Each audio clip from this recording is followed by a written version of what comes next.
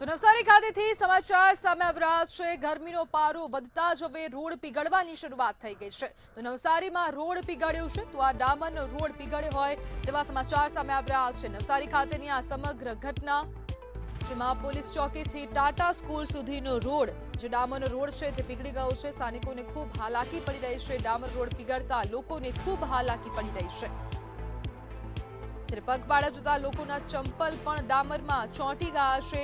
સ્થાનિકોને ખૂબ હાલાકી પડી રહી છે। વાહન ચાલકોને પણ ખૂબ મુશ્કેલીનો સામનો કરવો પડી રહ્યો છે। જ્યારે વાહન ચાલકોને પણ ભારે હાલાકી વેઠવાનો વારો આવ્યો છે। ડામરનો આ રોડ પીગળી ગયો છે, જ્યારે હવે સ્થાનિકો દ્વારા તંત્ર પર આક્ષેપ કરવામાં આવ્યા છે। જ્યારે નવસારી ખાતેથી આ સમગ્ર ઘટના, ગરમીનો પારો વધતાની સાથે જ ડામરના રોડ પીગળવાની શરૂઆત થઈ ગઈ છે।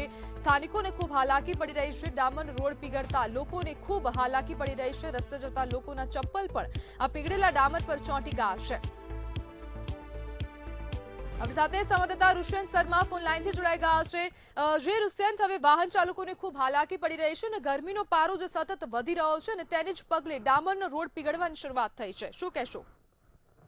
જી, ચોક્કસથી કહી શકાય કે ગરમીની સિઝન શરૂ થઈ ગઈ છે, ત્યારે નવસારી જિલ્લામાં પણ જે યલો એલર્ટ જાહેર કરવામાં આવ્યું છે। આજ જે ગરમીની વાત કરવામાં આવે 40 ડિગ્રીનું જે ટેમ્પરેચર હતું, જેના કારણે જે નવસારી શહેરમાં જે રોડ રસ્તા છે, ડામરના રોડો છે, ડામરના રોડો પીગળવા પામ્યા હતા, જેના કારણે જે વાહન વ્યવહાર છે તેમજ જે પગપાળા જે લોકો જઈ રહ્યા હતા તે પગપાળા ચાલી રહ્યા હતા, તેઓના ચંપલ પણ જે ડામર પીગળ્યો તેમાં ફિટ થઈ ગયો હતો, જેના કારણે લોકોને ભારે હાલાકીનો સામનો કરવાનો વારો આવ્યો હતો। જી રુષ્યંત, આભાર। નવસારીની આ સમગ્ર ઘટના છે। ગરમીનો પારો જે રીતે સતત વધી રહ્યો છે તેના કારણે હવે રોડ પીગળવાની શરૂઆત થઈ છે।